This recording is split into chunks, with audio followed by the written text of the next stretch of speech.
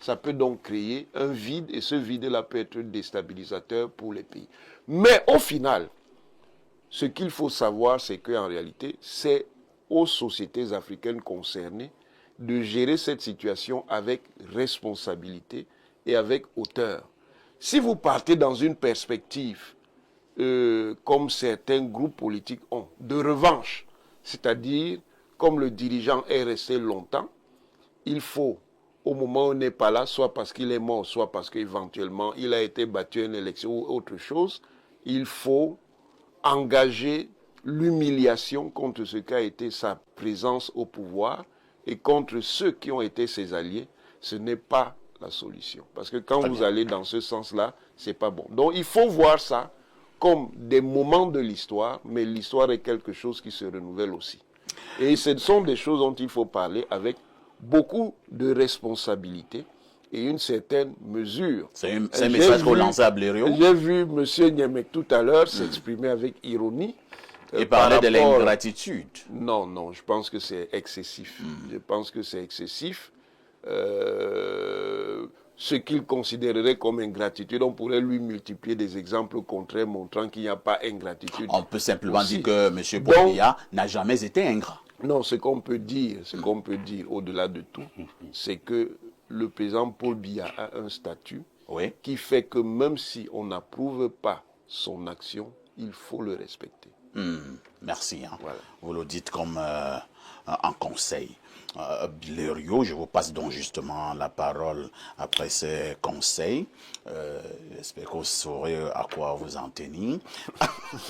Alors, Pierre Blériot, Robert Bourgi prédit le chaos après le règne du président de la République du Cameroun, son Excellence Paul Biya, et comme le procès l'a si bien démontré tout à l'heure, Robert Bourgi s'appuie sur la grande longévité au pouvoir.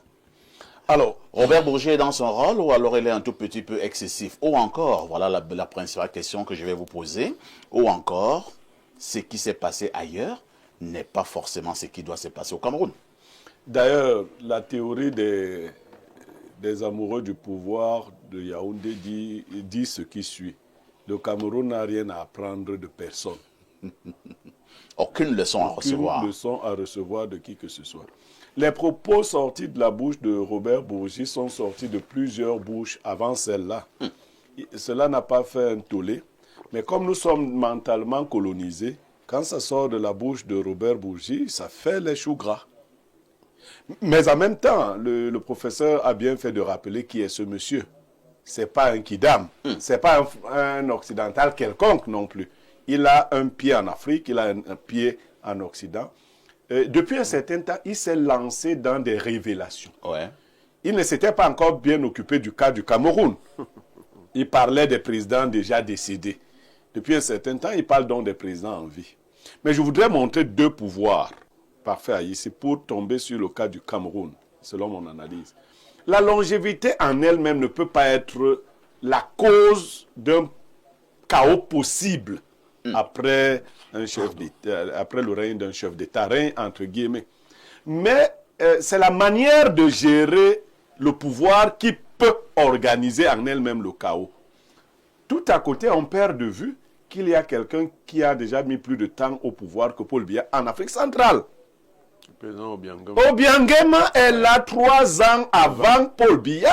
Mais Paul Biya est son aîné en âge. Oui, bon, Paul Biya, chez eux, il ne meurt pas.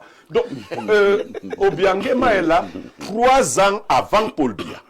Mais personne ne vous a dit qu'on voyait le chaos se dessiner en Guinée équatoriale après Obiangema. Regardez bien comment ça se dessine. D'un côté, on a quelqu'un qu'on peut appeler un vieux sage, pas vos sagesses de Yaoundé du Cameroun. C'est-à-dire quelqu'un qui a organisé son pays comme une chefferie, parce que ces gars-là, ils sont déjà dans des royaumes. 40 ans de présidence, c'est un royaume. Ça dépasse même beaucoup de royaumes. Mais même un royaume, on l'organise. Il y a des règles qui assurent la pérennité d'un royaume. D'un côté, vous avez des leçons à apprendre d'un type comme Obiangema. Tout le monde sait aujourd'hui que si Obiangema n'est pas là, c'est Théodoro Son fils. qui va prendre. Mais c'est pas aussi simple, monsieur. Je n'ai pas dit que c'était simple. Rien n'est simple. Théodorine. Mais au moins, quelque chose est organisé. Est bien malin celui qui pourrait nous dire ce que Paul Biya a organisé. Ou bien il n'est pas encore suffisamment âgé pour commencer à organiser. Les Onangini vont nous dire. Est bien malin. Il n'est pas le communicateur de la présidence. Non, c'est un savant. C'est un savant. Donc moi, je cherche les savants capables de décrypter. Et c'est pour cela que Robert Bourgi fait un parallèle avec un autre vieux, qu'on appelait vieux sage, mais qui ne l'était pas. Parce que la sagesse Vous voulez parler de qui? de Fouad.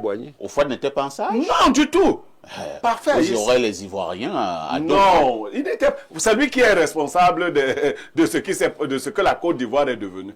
Parfait. Ici, on mesurera la sagesse de votre vieux père à l'organisation de sa succession. Il y a des erreurs s'il les fait. Lui-même organise la guerre après lui.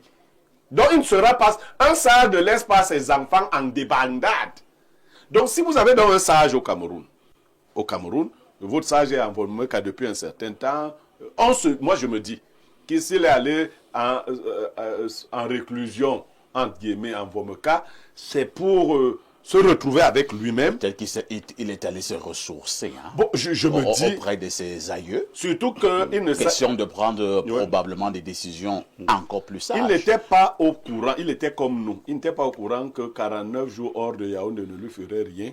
Donc désormais, il peut vivre hors de Yaoundé éternellement. Hors du Cameroun éternellement. Là, il le sait déjà au moins. Parce qu'il a fait 49 jours et les Onangui nous ont démontré avec preuve et force d'argument que cela n'avait pas de problème. Donc, il est donc en Vomeca et on attend de lui, comme avec la fumée blanche, qu'il sorte finalement de là avec une annonce qui... Nous sommes un peuple intelligent, vous savez. On n'attend pas de Robert Bourgi qu'il vienne nous dire ce que sera le Cameroun. Mais nous-mêmes, les signaux ne sont pas bons. Autre chose, le chaos prédit par les uns et les autres ne viendrait pas des gens... comme le professeur a tenté de le dire, et il sait que c'est la vérité, ne viendraient pas des gens de l'extérieur qui s'attaqueraient aux gens du régime. Non, c'est que la longévité a créé aussi d'énormes fissures au cœur du pouvoir lui-même. Nous avons un pouvoir aujourd'hui qui s'oppose à lui-même. L'un de vos thèmes, vous verrez que les gens se battent pour avoir une réunion à Maroua. Nord. Les uns disent oui, les autres disent non. C'est au cœur. Paul Biya a un régime qui, aujourd'hui, s'est retourné contre lui-même. Les ennemis du régime ne viennent pas de l'extérieur. Ils sont ils ont même commencé la guerre déjà. Ils attendent juste le départ de papa pour mettre le feu aux poudres. Ils l'ont commencé déjà. Vous verrez comment les différents groupes sont bien rangés en ordre de bataille. On attend seulement...